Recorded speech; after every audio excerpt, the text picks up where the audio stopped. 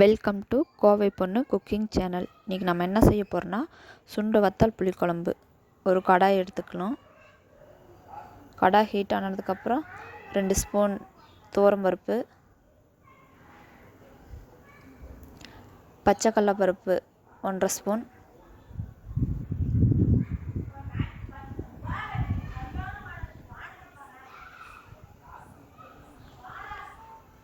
லைட்டாக வறுத்துக்கலாம்.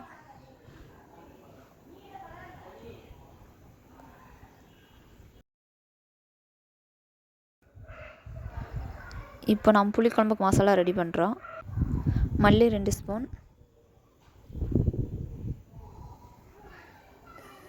சீரகம் 1 ஸ்பூன், வரமிளகாய் 6,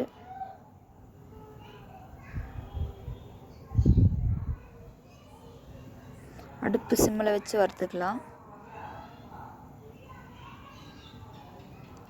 ஆயில் சேர்த்து வறுக்கக்கூடாது. வறுத்தாச்சு. இப்போ நம்ம ஆஃப் பண்ணிடலாம். இதை ஆற வச்சு ஜாரில் மாற்றி அரைச்சிக்கலாம். ஒரு கடாய் எடுத்துக்கணும். கடாய் ஹீட் ஆனதுக்கப்புறம் வெங்காயம் சேர்த்துக்கலாம்.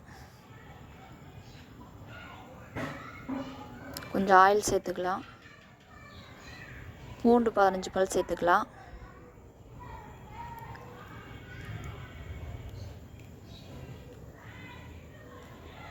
நல்லா வதக்கலாம்.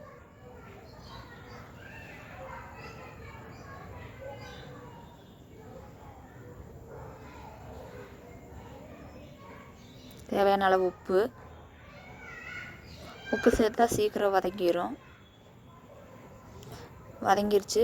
தக்காளி 6 தக்காளி, சின்ன தக்காளி எடுத்து கட் பண்ணி வச்சுருக்கேன். அதை சேர்த்துக்கலாம்.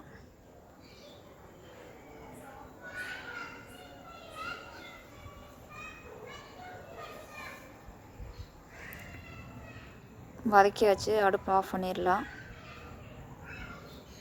நம்ம அப்படியே எடுத்து வச்சுருந்த மல்லி சீரகம் எல்லாம் அரைச்சிட்டு வந்துடலாம்.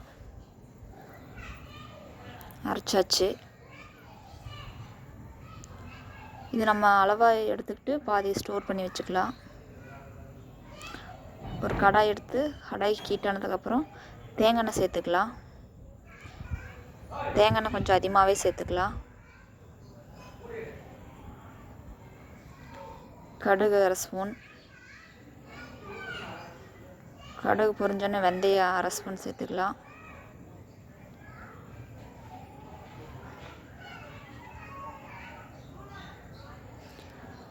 சுண்டு வத்தல் எவ்வளோ தேவையோ அவ்வளோ சேர்த்துக்கோங்க. எண்ணெயில் பொரிக்கணும், இல்லைன்னா கசக்கும்.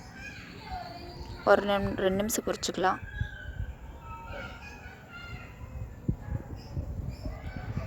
வரமிளகாய் ஒரு 5-6 சேர்த்துக்கலாம், கிள்ளாமல்.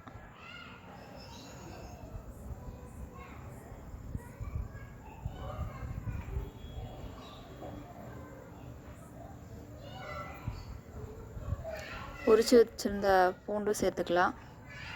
உங்களுக்கு பூண்டு தேவைன்னா சேர்த்துக்கோங்க. பூண்டு சேர்த்தா டேஸ்ட்டாக இருக்கும். கருவேப்பிலையும் சேர்த்துக்கலாம்.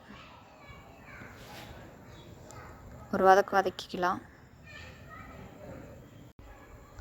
அரைச்சி வச்சுருந்தோம்ல அந்த மசாலா 1 ஸ்பூன்,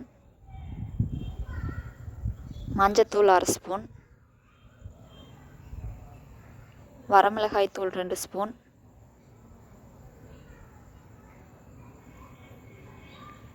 இது நம்ம எண்ணெயிலே பொரிச்சுக்கணும், கருகாத அளவுக்கு. சிம்மில் வச்சு தான் கிளறி விடணும். இப்போ நம்ம சேர்த்துருக்கிற மசாலாவை எண்ணெயிலே பொரிச்சோம்னா குழம்பு டேஸ்ட்டாக இருக்கும். அரைச்சி வச்சுருந்த தக்காளி, பூண்டு, வெங்காயம் பேஸ்ட்டை சேர்த்துக்கலாம். கிளறி விட்டுக்கலாம்.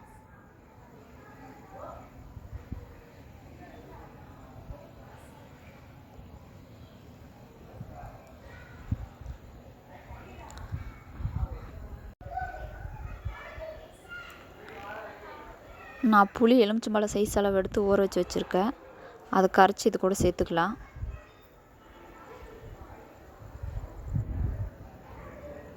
உங்களுக்கு புளிப்பு அதிகமாக வேணுன்னா கொஞ்சம் புளி அதிகமாக சேர்த்திக்கோங்க. கம்மியாக வேணுன்னா கம்மியாக சேர்த்துக்கோங்க. மிக்ஸ் பண்ணிக்கலாம். தேவையான அளவு உப்பு சேர்த்துக்கலாம்.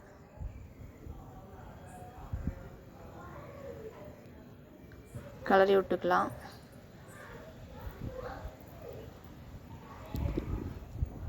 நம்ம ஒரு தட்டு போட்டு மூடி வச்சுக்கலாம்.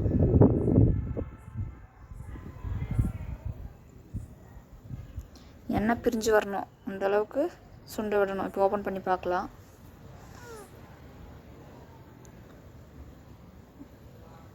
கிளறிக்கலாம்.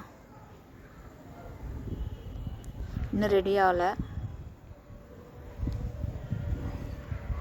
அடுப்பு சிம்மில் வச்சு தான் சுண்ட விடணும், இல்லைன்னா அடி பிடிச்சிரும். மறுபடியும் ஒரு தட்டு வச்சு மூடிக்கலாம்.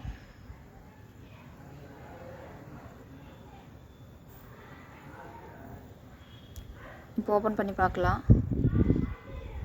எண்ணெய் நல்லாவே பிரிஞ்சு வந்திருக்கு. இந்த அளவுக்கு பிரிஞ்சு வரணும். ஒரு கலரிக்கலாம். இது நாம் ஒரு பாத்திரத்துக்கு மாற்றிக்கலாம்.